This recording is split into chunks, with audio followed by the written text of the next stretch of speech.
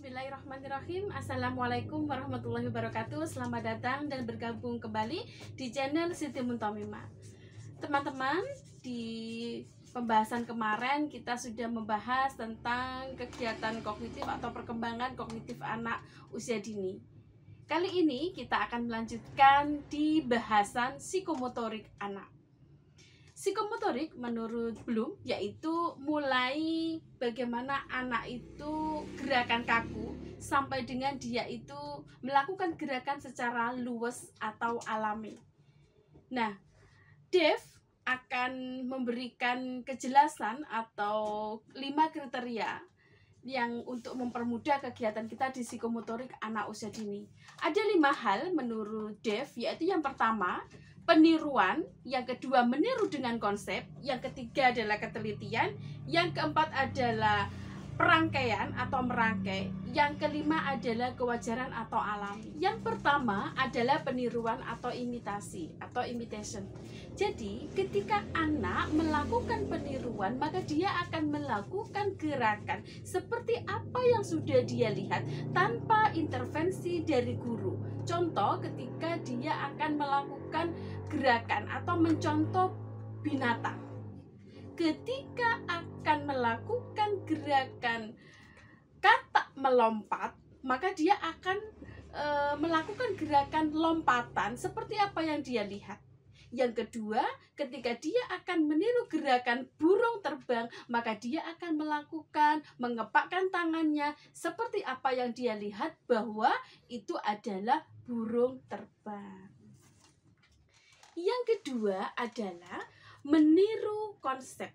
Meniru konsep ini adalah anak melakukan gerakan sesuai dengan arahan yang dilakukan oleh guru. Contohnya, ketika anak akan belajar duduk dengan rapi, anak melakukan gerakan duduk dengan tenang, maka guru mengajaknya dengan melakukan gerakan sesuai dengan arahan guru. Contoh, tangan ke atas, tangan ke samping, tangan ke depan, lalu dilipat. Nah, ini adalah contoh yang dilakukan oleh guru, anak duduk sesuai dengan arahan guru. Yang ketiga adalah ketelitian. Ketelitian ini adalah anak melakukan gerakan sesuai dengan ketelitian, yaitu harus teliti dan benar. Contohnya adalah anak berjalan di atas papan titian. Ketika dia akan belajar atau berjalan di atas papan titian, maka dia harus melakukan teliti dan benar supaya ketika dia berjalan atau melangkah di atas papan titian tidak jatuh. Contoh yang kedua adalah menari. Contohnya adalah gerak dan lagu menari. Marina menari di atas menara, di atas menara. Marina menari, Marina menari di atas menara, di atas menara. Marina menari. Nah, ini contohnya supaya anak lebih teliti dan tepat. Yang keempat adalah perangkaian atau merangkai. Untuk merangkai di sini, di saat guru meminta anak untuk menuliskan kata-kata, contohnya menulis kata ibu, maka anak akan merangkai 3 huruf.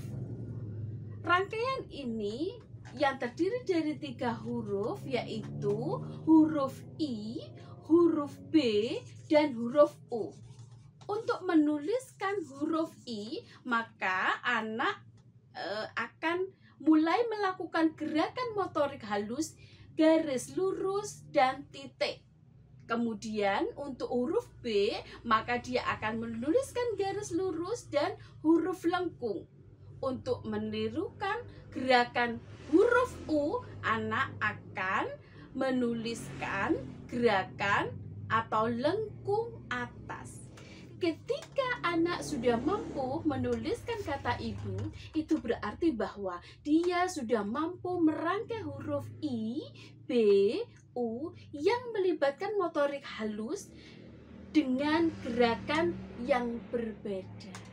Contoh yang kedua adalah di saat anak itu mampu untuk meronce.